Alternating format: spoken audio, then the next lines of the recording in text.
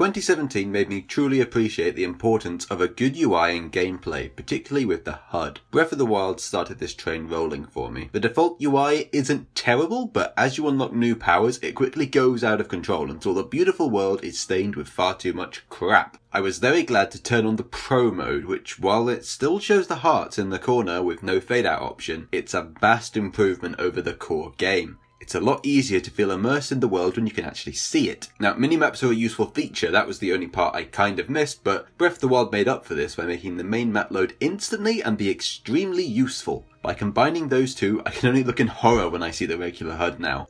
So many of its features would have been nice to have on the Wii U gamepad, but with the Switch port, I suppose they figured these had to go somewhere, so we end up with the clutter. Horizon managed to do this much better. Its map was less useful, so it had to make up for it, and its HUD really managed to do that by being fully customizable, and it had one extra amazing feature. At its base level, the dynamic HUD is pretty effective at hiding itself so you don't need to see it, but the main draw takes advantage of the PS4 touchpad. Once enabled, you can play with the entire HUD disabled, yet bring it all up with a simple slide of the finger on the touchpad, not even a button press. I can't really emphasize just how good this felt. It was just such an easy action to take. This was remarkably satisfying, and it just brought it up for a few seconds before it all fades away again.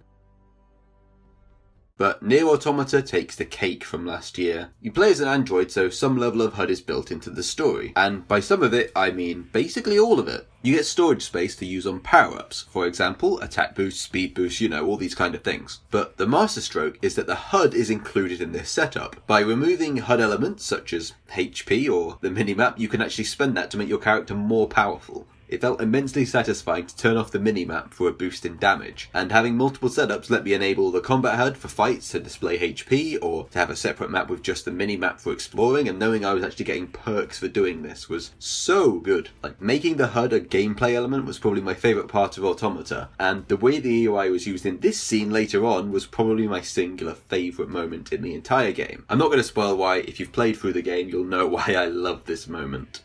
These parts of the game that you just see as necessary, such as the HP and the maps, were integrated to become an actual part of the main story and not just a sideline. It's fully integrated into the world, and I really appreciate that. And finally, as I close my year with Xenoblade Chronicles 2, I appreciated all of these changes from the previous games all the more. They let you remove the map at will, which is nice, just by pressing the analog stick, so that was actually quite useful as a feature. But in the corners, those giant ZL and ZR reminders, they stay. As far as I saw, you can't remove them. If anyone's found a way, please tell me, because they clog up the screen with useless information for the entire game. 100 hours in, I know how to blade switch, but when I'm exploring this, it is still there on the screen, and that has a much bigger impact than you might think. It might be a small criticism, but considering X had a fully customizable HUD, I really expected better from 2. It's just really unfortunate to see. The games I played in 2017, by and large, were vastly improved by the UI options they provided. Some people like a constant bombardment of information, that's fine. Some people don't care, but having the option to turn it all off and enjoy the world is something I really value, and I hope this trend continues into 2018. Thanks for watching.